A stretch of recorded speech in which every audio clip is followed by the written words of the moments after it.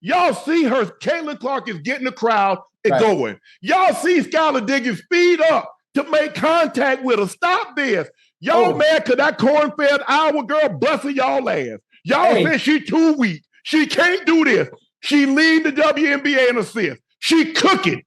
Let her cook. This latest Caitlin Clark situation in the WNBA has been getting a lot of attention lately, and I can see why. The underlying pettiness, jealousy, and animosity from some players towards her is really quite something, isn't it? Seattle Storm, they pulled their starters so she couldn't get that double-digit assist record 3 consecutive games with at least 20 points and 10 or more assists. They pulled their starters, and then Skylar Diggins, Faith Smith, her last name, she bumped into her, sped up. Let her cook.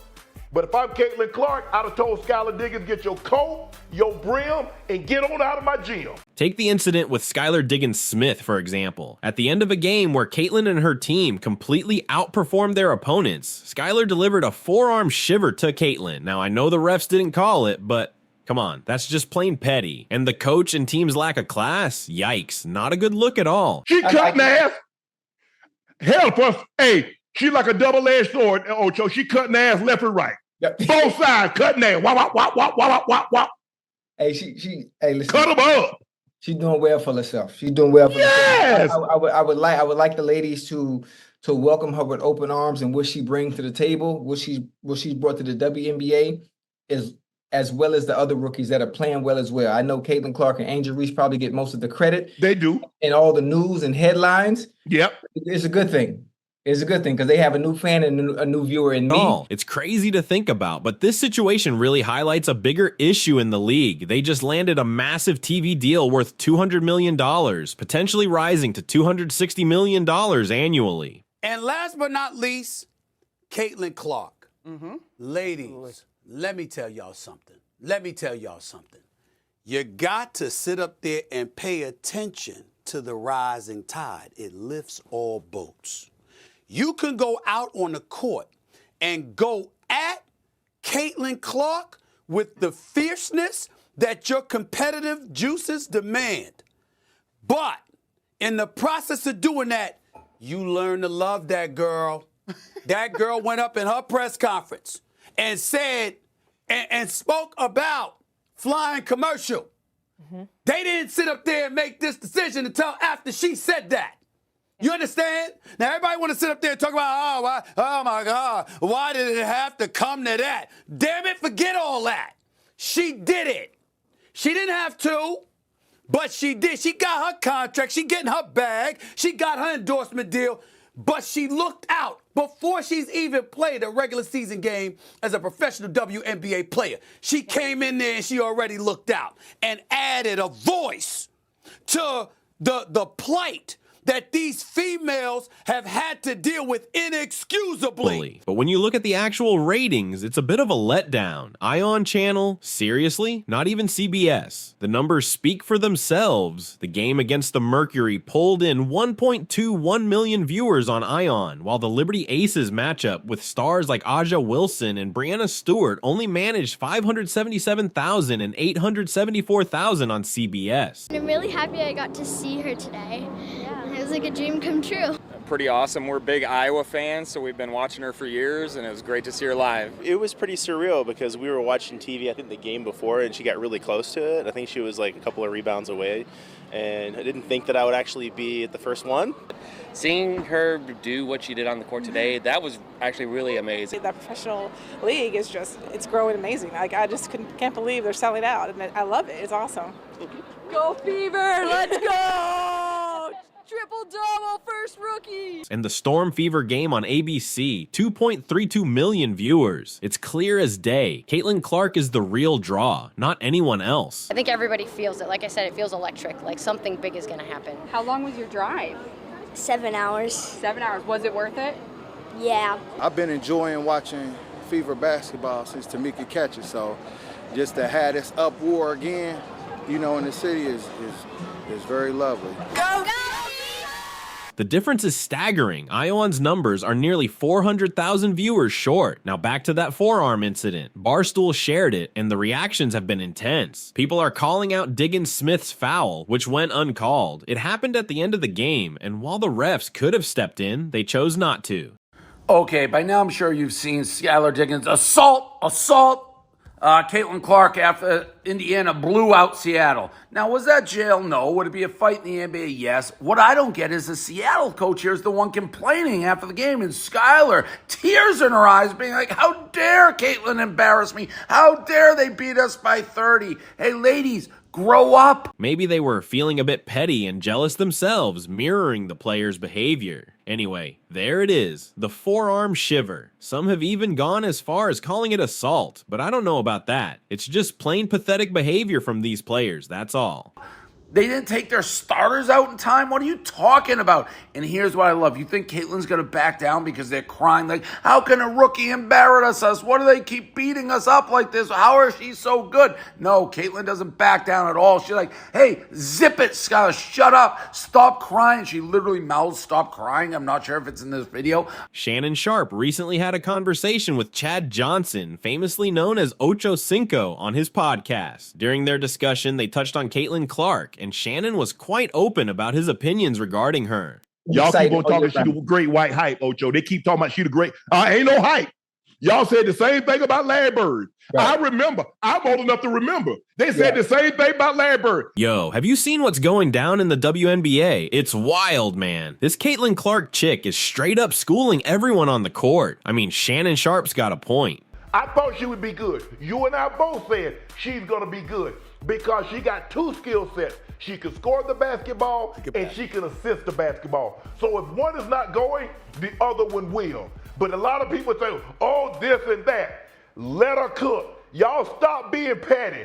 Stop being catty, because she like a double-edged sword. She cutting tail left and right. And it's bothering y'all, and I see it. When has he ever been wrong? It's like these other players can't handle the fact that a corn-fed girl from Iowa is coming in and dominating. They're all up in arms about it, but honestly, when you look at the stats, you can't deny that she's killing it. Hey Caitlin, Tisha here. Congratulations. A record that stood since 1998, and you come here and you break it. Super proud of you. I know the work that you've put in. A lot of people always talked about your shooting. I was always mesmerized about your passing, your court vision, and how you make your teammates better. So this record is in great hands, and continue to do what you do. Continue to elevate your game and the women's game and the WNBA.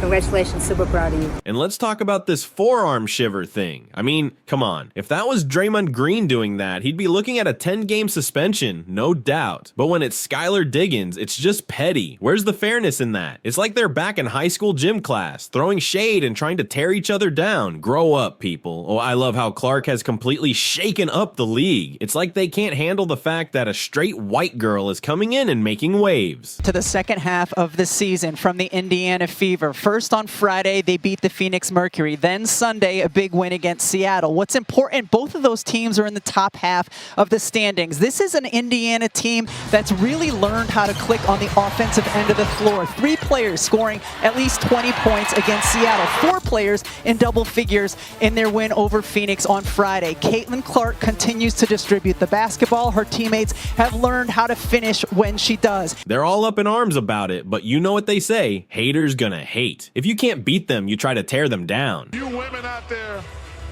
y'all petty, man. Hey, LeBron, you're 100% right on these girls hating on Caitlin Clark. Y'all petty, girls. I expect men to be petty because we're the most insecure group in the world. Oh, you are. Y'all should be thanking that girl for getting y'all ass private charters, all the money and visibility she bringing to the WNBA.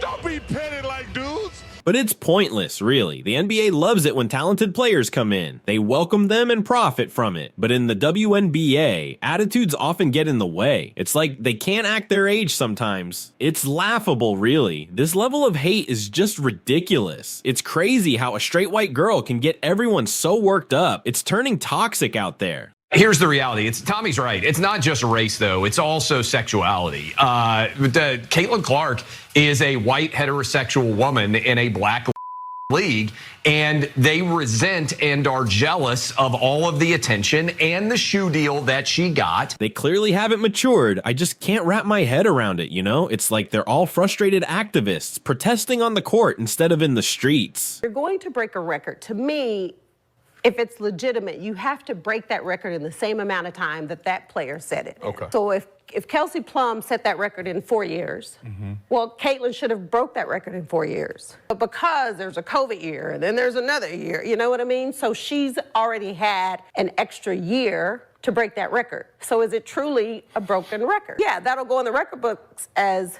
Caitlin Clark is the all-time, whatever it is. I don't even know what the number is, but that's the way it'll be. And I don't think it should be. I'm gonna say this, and then I wanna be done with this whole conversation. So for people to come at me and say that I made those comments because I'm a racist, first of all, black people can't be racist, but that's the farthest thing from my mind. They're throwing forearm shivers and getting all worked up over a girl from Iowa. It's just not right. Why is this even happening? I can't understand it. Honestly, they should just give Caitlin Clark a cut of the league's revenue, like 2% or 3%, or because she's gonna be a game changer. She's the one driving this league forward. You know you're a real threat when everyone around you can't stand you. It's like crabs in a bucket. The Kennedy Carter situation was definitely excessive, a clear foul without a doubt. I think at the end of the day, I'm a competitor. Now that it's another day, I've had an off day, now I can answer your questions and I can let you know how I really feel about things. But I'm a competitor and I'm gonna compete no matter who you are and no matter who's in front of me.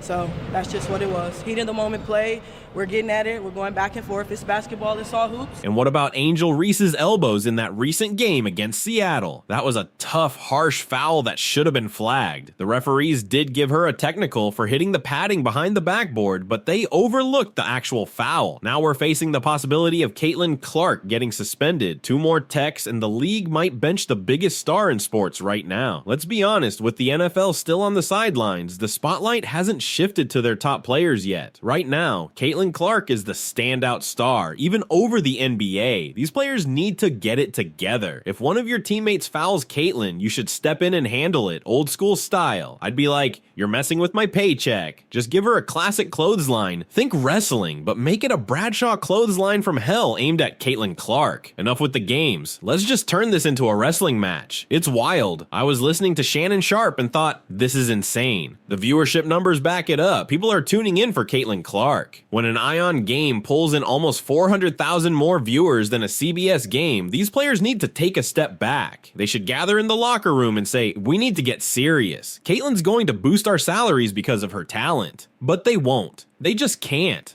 Honestly, they won't. What do you think? If she gets hurt, that would be a real tragedy. Skylar Diggins Smith of the Seattle Storm faced backlash from fans on social media after she took an unnecessary shot at Caitlin Clark during a game on Sunday. Clark led the Indiana Fever to a solid 92-75 victory over the Storm at Gainbridge Fieldhouse. As the top pick and a standout rookie, Clark has been on the receiving end of some tough treatment this season. Fans quickly took to social media to express their disapproval of Diggins Smith's actions, suggesting that her behavior stemmed from jealousy over Clark's success. One user commented, "Jealousy causes hatred and it's sad to witness," while another remarked on Diggins Smith's shoulder dip, stating, "Clark has everyone on tilt in this league." Others echoed similar sentiments, with one person saying, "Imagine being this jealous of someone who put your sport on the map." The controversy was further fueled by Dave Portnoy's call for disciplinary action against a WNBA official who issued a technical foul to Clark for hitting a stanchion during the game. After the match, Clark reflected on the technical foul, explaining, "I got a technical for basically being mad at myself because I missed a 3, and noted that the official deemed her actions disrespectful to basketball. Despite this, she credited the official for motivating her impressive performance in the second half. Portnoy, an ardent Clark supporter who recently placed a hefty $100,000 wager on the Fever clinching the WNBA championship this year, was less forgiving in his assessment. As he expressed on X, Portnoy believes Rick should face suspension or termination for his actions. Clark, the standout player, showcased her skills by scoring 23 points and dishing out 9 assists, leading the Fever to a convincing 92-75 victory over the Seattle Storm. The talented rookie has already etched her name in the record books, breaking the previous WNBA rookie assist record of 224 set by Taicha Penicheiro in 1998. With 232 assists to her name so far this season, Clark has proven herself to be a true playmaker. The first overall pick in the 2024 draft has been on a tear lately, scoring at least 20 points in 5 of her last 6 games. Over that span, she has been averaging an impressive 23.7 points per game on 47% shooting from the field, along with 11.7 assists. Indiana, 13-15, which has matched its win total from the 2023 season with 12 games remaining in the regular season, has found its stride after the month-long break for the Paris Olympics. The Fever have won 4 of their last 5 games and are 10-5 since a slow start to the season, winning just 3 of their first 11 games. If this can happen to a world-class athlete,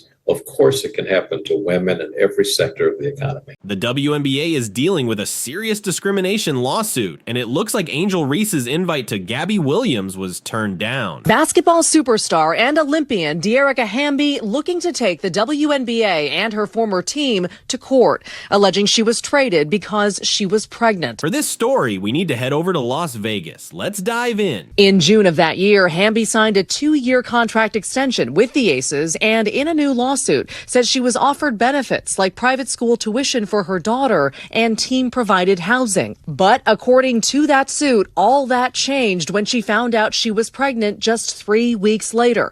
She alleges she was removed from those housing accommodations and told the team was still figuring out tuition costs. Hamby was then traded to the Los Angeles Sparks in January 2023. The 30-year-old forward posted about the... Things aren't looking great for the Las Vegas Aces and the WNBA, as they've just been slapped with a significant discrimination lawsuit from a former player. From purely a legal perspective, a discrimination perspective, regardless of what your job is, if you are treated disparately and differently based on your pregnancy, that is illegal. Reports indicate that Dee Hammy has filed against both the WNBA and the Aces. The lawsuit also details an alleged phone call Hamby had with Aces coach and former WNBA star Becky Hammon. Hamby says Hammon called her a question mark, accused her of lying about when she found out she was pregnant, and said she was not taking proper precautions not to get pregnant.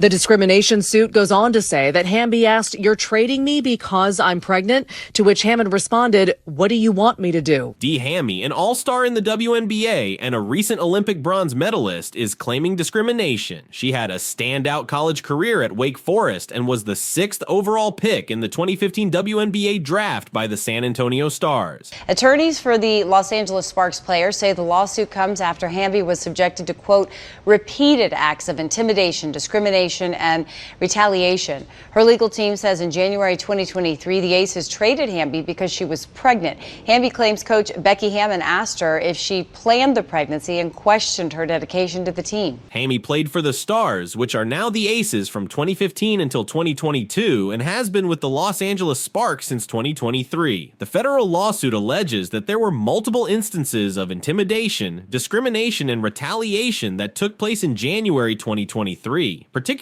surrounding Hammy's trade due to her pregnancy. This lawsuit raises very real questions about whether a league that exists to empower women understands that women have the right to control their own destiny.